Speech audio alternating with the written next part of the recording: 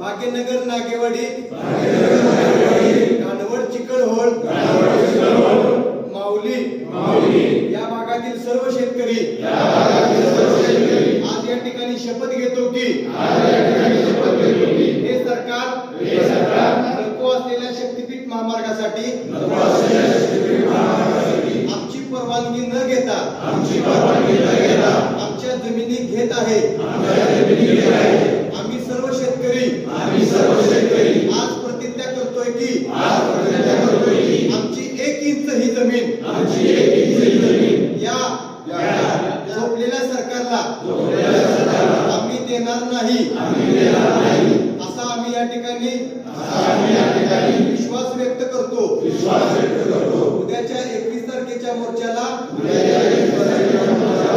या परिसरातून हजारो शेतकरी घेऊन येऊन मोर्चा यशस्वी करणार व शक्तीपीठ महामार्ग रद्द करणार अशी या ठिकाणी प्रतिज्ञा करतो। एक जिद्द